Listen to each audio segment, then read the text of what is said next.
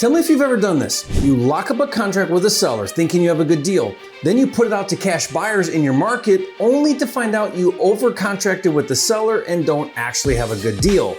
Now you have to go back to the seller with egg on your face. Leave a comment if you've ever been in that awkward situation. Well, on this video, I'm going to show you how to ethically renegotiate bad deals with sellers into profitable deals. But first, if you don't know me, my name is Jerry Norton. With 20 years experience, I make millions of dollars a year wholesaling and flipping houses. And here on my YouTube channel, I show you how to do the same. So if you want to be a flipping genius like me and live your dream life, subscribe to my channel and watch my videos. This is a wholesale deal in Washington that we recently contracted with a seller for $350,000. Then we put it out to the cash buyer market, and our highest paying buyer was willing to pay $348,000, which means we had a bad deal. Most wholesalers would back out of the contract with the seller and chalk it up to another bad deal. Not me. We went back to the seller and renegotiated the price down to $318,000, which instantly turned it from a bad deal into a $30,000 profit. Shout out to my Washington team, Chris DiGiulio and Pedro Campos. Now, before I show you how to properly and ethically renegotiate with sellers, there is a wrong way to do this. The wrong way is what I refer to as the slinging mud method. Now, mudslingers are wholesalers who intentionally lock up everything and anything with sellers at prices that are clearly not good deals, then blast out those contracts to cash buyers, hoping to find a sucker who will overpay for it. Now, mudslingers have very loose contracts with sellers that allow them to cancel the contract all the way up until closing. Many mudslingers intentionally wait until the last minute and then attempt to renegotiate on the day of closing when the seller is in the driveway with the U-Haul packed. These mudslingers have huge contract fallout rates and might only close 1 out of 10 contracts. The problem with the slinging mud method is not only is it harmful to sellers and gives the wholesaling industry a bad rap, but it quickly deteriorates your reputation with cash buyers. You become known as the wholesaler peddling overpriced bad deals, and legit buyers stop taking you seriously. Not only is it bad business, it's a lot of work and a waste of time and valuable resources. Look, there is always contract fallout, and I'm not just talking about deals that don't close because of title problems, liens, or other issues that are out of your control. There are times when you genuinely contract a property for what you believe is a good deal, only to find out it's not. Your job as a wholesaler is to get better and better at understanding your market, properly valuing properties, and knowing what buyers want and will pay for. Having said that, there will be times when you need to renegotiate. For the honest and ethical wholesalers striving to do right by sellers and buyers, let me show you how following a simple 4-step process. The first step is no matter how good of a deal you have, to always communicate upfront before executing a contract with the seller that you may need to renegotiate later. I refer to this as setting proper expectations with sellers. Renegotiating is not awkward or unethical if the seller knows ahead of time. On our deal in Washington, we closed the deal virtually over the phone before seeing the property, so this is what we told the seller at the time of signing. So just to be clear, Mr. Seller, the price we are agreeing on is contingent on doing a site visit with my investors, partners, and/or contractors. After seeing the property, if for some reason we gather new information about the neighborhood or the condition of the property that doesn't support our current price, I'll let you know right away and we can decide what to do from there. In other words, I may need to renegotiate the price.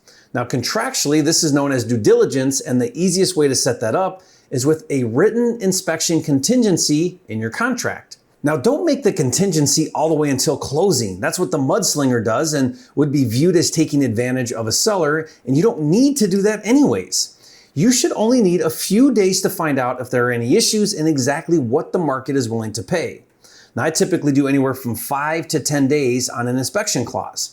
That gives plenty of time to get market feedback.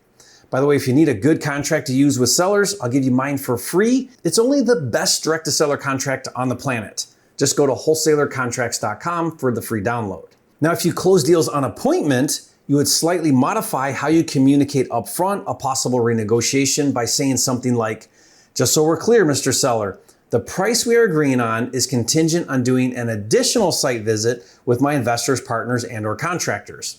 After they come out to see the property and we run all of our numbers, if for some reason the value in the neighborhood is lower or the cost of repairs is higher and that new information doesn't support our current price, I'll let you know right away and we can decide what to do from there. So it's the same idea of prepping the seller ahead of time for a possible price reduction after you perform due diligence.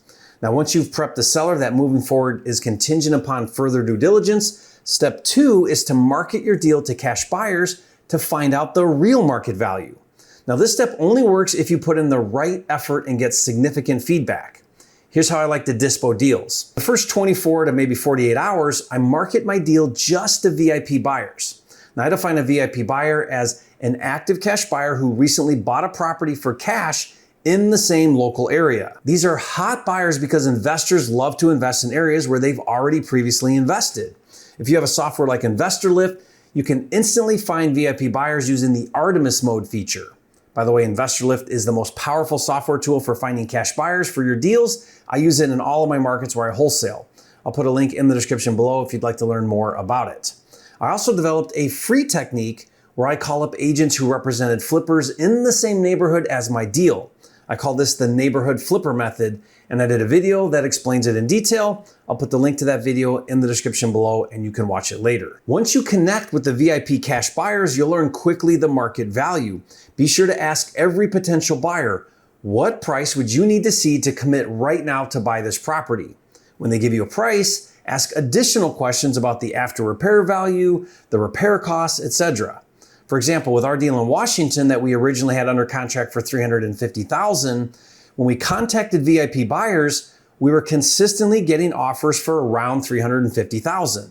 One buyer told us that if he could get the deal for $348,000, he would put down a $10,000 non-refundable deposit and close in 1 week. That's a serious buyer. Once you've established market value and ideally secured the highest paying buyer, step 3 is to go back to the seller to renegotiate. With our deal, it was an easy conversation.